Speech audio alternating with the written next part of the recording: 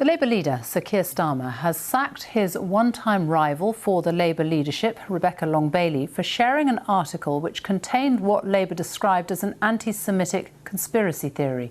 The Shadow Education Secretary retweeted an interview with actor and Labour supporter Maxine Peake. She was asked to delete it, but chose not to.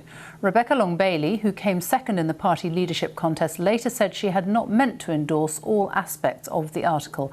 Our political editor, Laura Kunsberg, spent the day with Mr Starmer in Stevenage. A nice enough fella. The verdict of one of the voters Sir Keir Starmer tried to impress today. But the new Labour leader is plainly willing to be ruthless too. But as well as chit-chat with voters today, there was serious trade. Keir Starmer promised he wouldn't tolerate any whiff of racism against Jews, and one of his team found out he meant it today.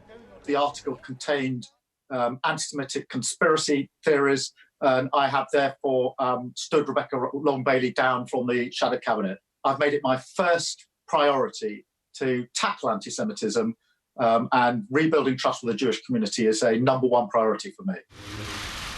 Keir Starmer and Rebecca Long-Bailey both served under Jeremy Corbyn when Labour was plagued by accusations of anti-Semitism.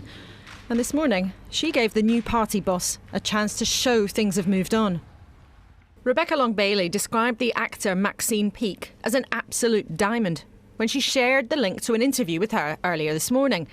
But the article included her claim that the tactics used by the police in America kneeling on George Floyd's neck, that was learnt from seminars with the Israeli Secret Services.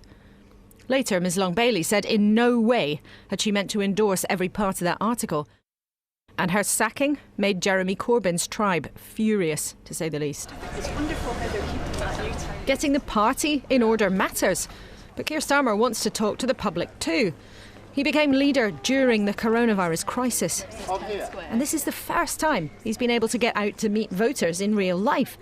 And his main fear now, how the country makes ends meet. I really fear that, unemployment on a scale we haven't seen for a generation, 2 million plus, possibly 3 million.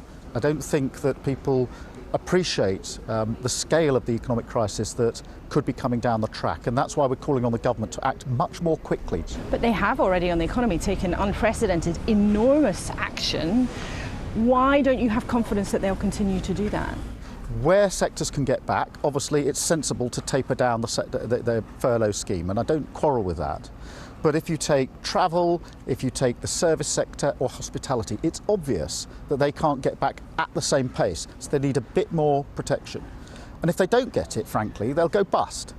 Beyond extending the furlough, what else would you do if you were in charge? I would like to see a future jobs fund, which is there to ensure that where people lose their job, there's a route back in within a number of months. But the Future Jobs Fund was a solution more than 10 years ago, and in actual fact, it only created 100,000 jobs at the time. Well, I mean, that doesn't touch the sides, does it? It's the principle of the thing. And obviously the scale of it would be up to the government. If you were Prime Minister, which is what your aspiration is to be, where would you draw the lines in terms of the levels of support that the government would ask taxpayers to put in to prop up the economy? We can't go on paying at the rates we are, but reduced in a sensible way that doesn't do damage to the economy and doesn't undo the good work. I think we're talking about a support package for certain sectors of the economy for a few months after November, probably going into the early part of next year. Next week, Downing Street will outline its plan to build the economy back up, while Keir Starmer's short-term appointments include a haircut and a pint a week on Saturday. He is deadly serious about his plan to make it to number 10. And remember, Sir Keir Starmer is still relatively new into his tenure as boss of the Labour Party, having won that leadership contest really at the beginning of the lockdown. So this is a big moment, one of the first big decisive moments in his leadership, where he's taken really swift action, trying to keep a promise he made to the party and actually making his actions match his words on anti-Semitism. But remember how much of a fault line this has been in the Labour Party over the last few years. And it's clear tonight that a lot of people who were on the side of Jeremy Corbyn have been very irritated by what he has done and very upset about it. They are perhaps in the minority in the party, and Keir Starmer definitely believes he's done the right thing.